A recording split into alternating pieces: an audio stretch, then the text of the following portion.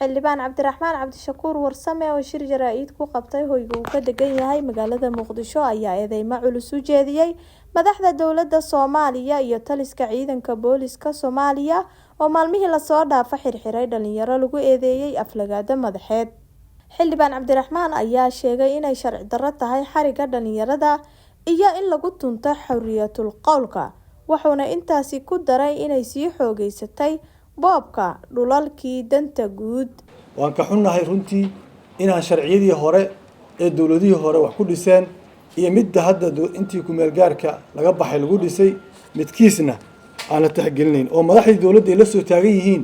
sharci maba jiroba, inay aqoon la-aan ka tahay oo jahli ay ka tahay iyo inay kibir iyo nacasnimo ka tahay mid ay tahay ma garanayne inay leeyihiin sharci maba jiroba oo wixii aan rabno yaan samayn karnaa. ummadaha kale laakiin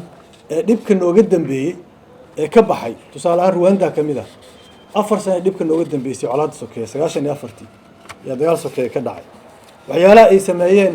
waxay ka mid tahay in dhulka loo maareeyay iyo hantida guurtada ama guurtadaba si sharci ah oo sax loo maareeyay. waxyaalaha waxay ka mid tahay keena xasiloon la'aanta dhulka si qalad loo maareeyo, burburka dhaqaalaha keena. waxay kaloo keentaa in dadku ay colaadaha sii shidaaliso ayay keentaa. waxa ayaan darro ah in halkii mudnaanta laga sii lahaa dadka barakacayaasha ah ama kuwa qaxootiga oo dib loo dejinayo dalka ka baxay ama kuwa danyarta ah masaakiinta ah la naaxinayo koox yar oo kooban magac ay rabta ha yeelatee la naaxinayo.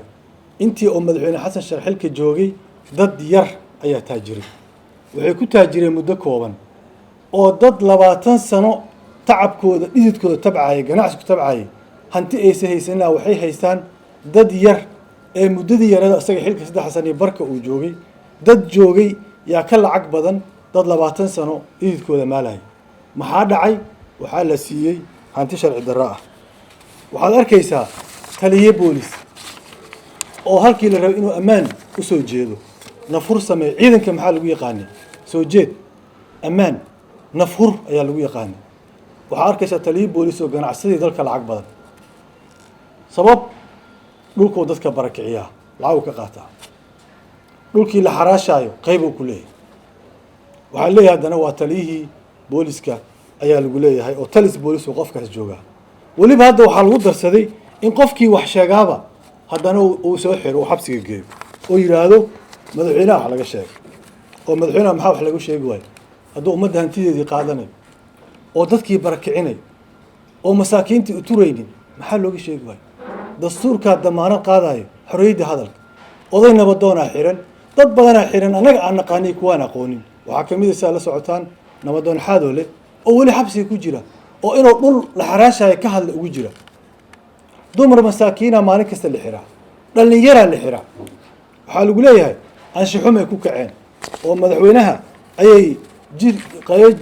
jirkiisa ka mida wax ka sheegeen. anshaxumada waa wax xun oo waxaan taageersannahay maaha, waa wax akhlaaqda iyo diinta kasoo horjeeda. laakiin waxaa la yaab leh reer bani israa'iil labaa lagu halaagay soo nabigeena calayhi salaatu wasalaam noo sheegay. mid waa inaysan munkarka iska reebi jirin, midka kale ma taqaanaan waa in uu sharciga qofka maskiinka kaliya qaba jiray. sharciga ninka dhulka dadka barakicinayo boobaya aan qabanayn, sharciga ninka ummadda hantideeda qaadanaya aan qabanayn, sharciga ka ilmaha yaryarka ay ooynayeen masaakiinta aan qabanayn ee wiil Facebook ama TikTok ka caytama qabanayo. sharcigaas midkuu yahay mid la garanayo runtii ma aha. waxaan rabaa in halkaan madaxweynaha mar kale abiil uga jeediyo. madaxweynuhu ummadda Soomaaliyeed ka xisho, annagana naga xisho, adduunka kuwa aqoonsan inaa madaxweyne Soomaaliyeed tahayna ka xisho. walaalow dhulkan arrimihiiska dhexbax ee naga jooji. waa qodob. midda labaad, wasiirada qaasatan kuwa waxbarashada iyo caafimaadka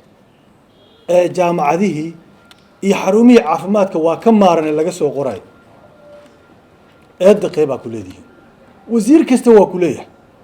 oo dhul dowladeed waa laga maarmay qora. laakiin waxaa ugu daran waxbarashada iyo caafimaadka.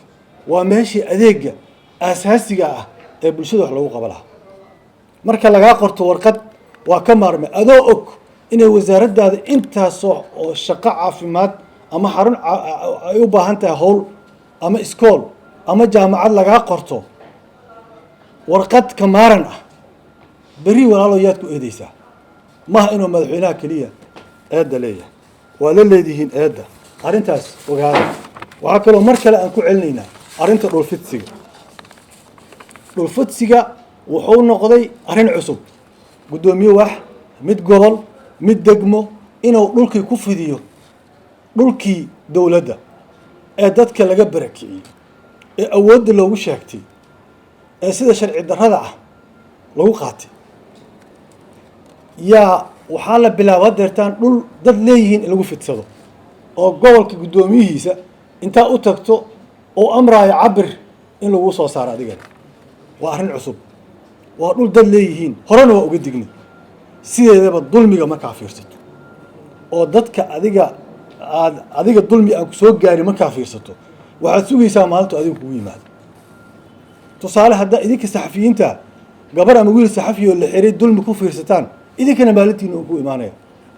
haddii mid dhul laga dhacayo lagu fiirsado adna maalintaada kugu imaanaya saas daraaddeed yaa waxaan ugu baaqayaa culimmada war culimmadii aawe war mayna dulmiga u jeeda dadka lagula kacayo war qareenadii iyo bulshadii reedka ahayd aawe qoladii bulshada reedka la dhihi jiray xaggee ka dhaceen ma waa dulmiga arkaynin mise dhulka la qaadanaya qayb ka noqday aawe odayaashii damiirka lahaa ee dhaqanka ma inuu siyaasi soo baxo keliya oo dadkaas u hadlaa la sugayaa war bulshada qaybo kala duwanay leedahay waxaanse halkan rabaa inaan ka caddeeyo oona ku celceliyo waxa annaga aan kasbanay haddaan shacab soomaaliyeed nahay oo adeeg ah oo dhismo ah oo nolol ah oo hadday tahay isgaarsiin hadday tahay isbitaallo hadday tahay jaamacado hadday tahay laamiyaana dhisanay hadday tahay diyaarado wax kasto annaga aan keensanay oo shacabka soomaaliyeed ay kasbadeen haddii lagu dulminaayo dulmi ka yimaada dowladda ilaan qur-aanka wuxuu leeyahay wattaquu fitnatan laa tusiibana aladiina dalamuu minkum khaasa dulmiga ka imaanaya dowladda